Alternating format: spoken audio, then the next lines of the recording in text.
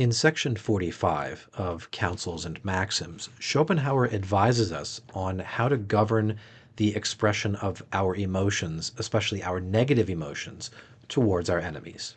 He writes, "To speak angrily to a person, to show your hatred by what you say or by the way you look, is an unnecessary proceeding, dangerous, foolish, ridiculous, and vulgar. Anger or hatred should never be shown otherwise than in what you do. And feelings will be all the more effective in action, insofar as you avoid the exhibition of them in any other way. It is only cold-blooded animals whose bite is poisonous." That's all of section 45. Schopenhauer getting a little bit ruthless with us here at the end of chapter 3. I kind of can hear the ring of the knife being pulled from the sheath.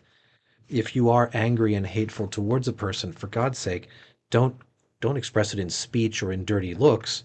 Express it in action. In other words, don't talk about revenge. Do revenge. And he says you'll find it to be much more emotionally satisfying when your emotions are actually accomplished through your actions, if that's the way it's going to be, rather than talking about them. To do otherwise dangerous, foolish, ridiculous, and vulgar.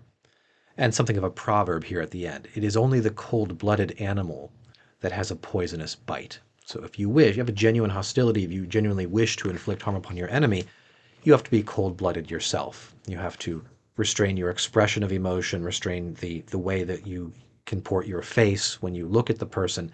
So for God's sake, we're playing for keeps here, right? We're in the realm of action, not in the realm of emotionally venting, right? This is the action of an undisciplined person. So, bit of advice here on the topic of vengeance, it seems. Not entirely pleasant to consider, but then again, if vengeance and negative emotions are going to come up, well, then they ought to come up in action and not in speech. Or maybe I should say, in action or not at all. Let them go, do without them. So that's section 45 of Schopenhauer's Counsels and Maxims. Section 46 is the final section of chapter 3 on our relation to others.